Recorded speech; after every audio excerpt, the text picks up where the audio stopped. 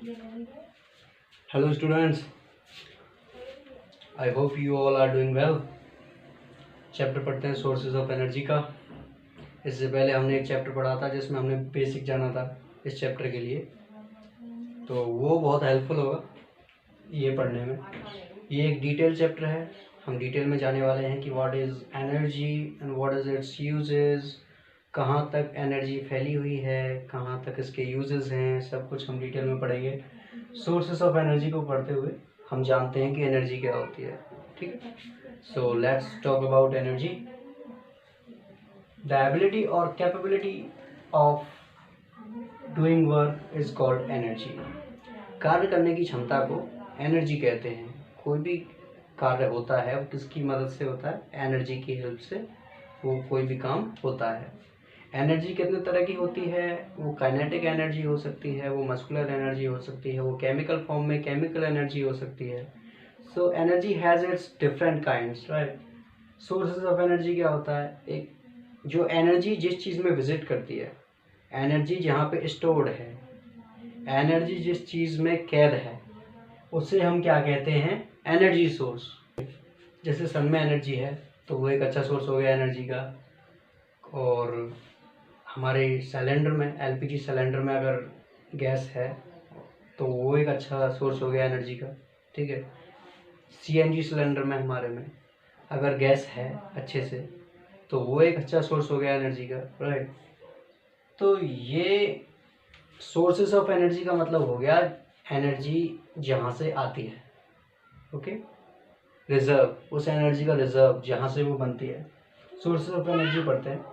Any substance or process which is capable of providing adequate amount of useful energy at a steady rate over a long period of time is said to be a source of energy. कोई भी substance, कोई भी process जिसकी help से हमें energy मिलती है और वो एनर्जी हमारी किसी मशीन को चला सके, ठीक है, एक लंबे समय तक वो बिना किसी रुकावट के उस मशीन को चला सके, तो उसे हम कहते हैं एक good source of energy, right. ये हो गया सोर्स ऑफ एनर्जी के बारे में। अभी पढ़ते हैं characteristics of a good source of energy. एक अच्छा सोर्स किसे कहेंगे एनर्जी का? अब बहुत सारे सोर्सेस हैं एनर्जी के, ठीक है। एनर्जी तो देखो, अभी हमने किसी लकड़ी को जला दिया तो वो भी एनर्जी का सोर्स हुआ, ठीक है। लेकिन हम इसका सही तरीके से एकदम निचोड़ के इफ़िशेंट वे में इसका यूज़ कैसे कर सकते हैं, एकदम टू द पॉइंट सही तरीके से। जैसे हम मान लीजिए हम फ्यूल भी चला रहे हैं और धुआं भी नहीं निकल रहा, तो है कि नहीं? ये बहुत बढ़िया यूज़ हो गया, नहीं हो गया? तो इसी तरह से कौन कौन से सोर्सेज ऐसे हैं जिनको गुड सोर्स माना गया है एनर्जी के लिए, उनके बारे में जानेंगे। और एक अच्छे सोर्स में कौन कौन सी खूबियाँ होती हैं, क्या क्या उसकी क्वालिटीज़ होती हैं, उनके बारे में जानेंगे। वर्क क्या होगा आपका कि ये जितना भी लिखा हुआ है इधर और जितना भी मैं बोल रहा हूँ वो आपको ढंग से लर्न होना चाहिए, क्योंकि इसका पार्ट 2 आएगा जिसमें आप इसका नेक्स्ट जानेंगे, ठीक है। तो पहली हेडिंग या पहला डॉट ये है, it should be safe and convenient to use. Safe होना चाहिए, ईजी होना चाहिए यूज़ करने में। कोई भी सोर्स हो वो सेफ हो, खतरनाक ना हो यूज़ करने में, ठीक है। और बड़ा ही सुविधाजनक होना चाहिए, उसको कोई भी यूज़ कर सके। दूसरा, it should be easy to transport. इसको कहीं भी ले जा सके, कहीं से भी इसको लाया जा सके। So it should be easy to transport anywhere, any time, right.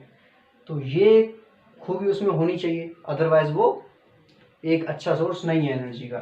Third point क्या कहता है? It should be easy and safe to store. उसको कहीं पे भी भर के रखा जा सके, वो ईजी होना चाहिए। ऐसा नहीं हो कि धाड़ फट गया, ठीक है, ब्लास्ट हो गया, तो ऐसा नहीं होना चाहिए। वो कहीं पे भी अगर हम उसको रख रहे हैं तो वो सेफ रहे, सुरक्षित रहे, किसी को हानि पहुंचाए नहीं। सो अगर उसको हम स्टोर कर सकते हैं अच्छे से और वो वहाँ रह सकता है स्टोर होके, तो उसे हम कहते हैं एक गुड सोर्स ऑफ एनर्जी। यानी एक अच्छे सोर्स की ये भी एक खासियत होती है। चौथी जो हेडिंग है, ये चौथा जो डॉट है वो ये है, it should be economical, right. वो सस्ता होना चाहिए, okay, everybody can purchase it, हर कोई उसको यूज़ कर सके, हर कोई उसको खरीद सके, ये उसमें बातें होनी चाहिए।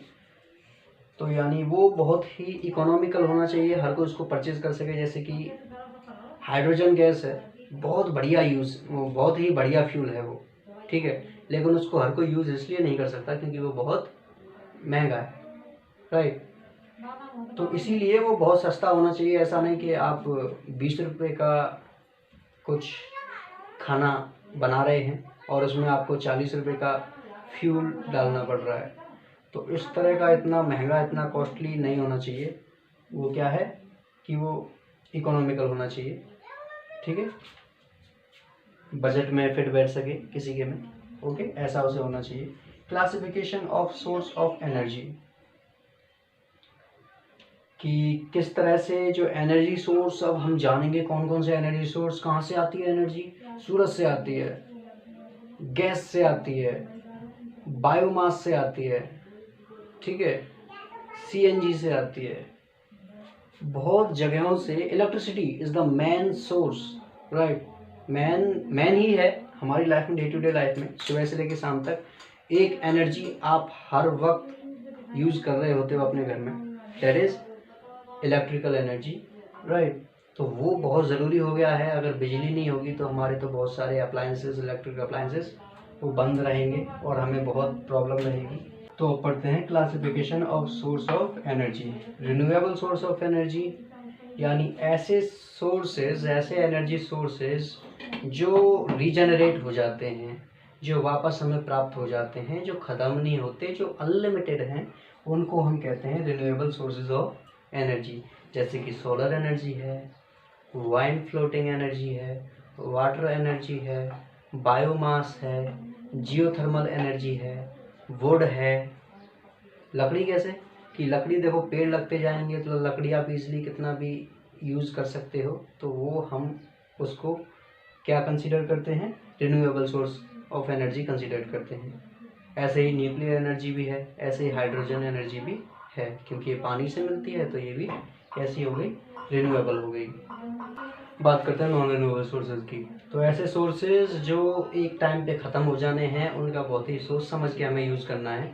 ऐसे सोर्सेज को क्या कहते हैं, non renewable sources of energy. जो वापस क्रिएट होने में उनको हज़ारों साल लग जाएंगे, तो इसलिए हम वेट नहीं कर सकते। हमारा काम तो ये है कि अगर हम चाहें तो उन्हें 4-5 साल में ही ख़त्म कर दें, तो ऐसे नहीं चलेगा। ये वही एग्जाम्पल हो गया जो पहले दिया था। तो ये नॉन रिन्यूएबल सोर्सेज क्या होते हैं, कोल, पेट्रोलियम, नेचुरल गैस, राइट, ये सब क्या है, ये non renewable sources of energy हैं। उसी के साथ साथ न्यूक्लियर एनर्जी, ये भी अभी तक नॉन रिन्यूएबल सोर्स कंसिडर किया जाता है क्योंकि इसका बहुत कम यूज़ होता है और ये बहुत ज़्यादा एनर्जी दे देती है, और अभी तक नेचर में ये बहुत ज़्यादा क्वांटिटी में है, इसलिए इसको नॉन रिन्यूएबल सोर्स कंसिडर किया जाता है।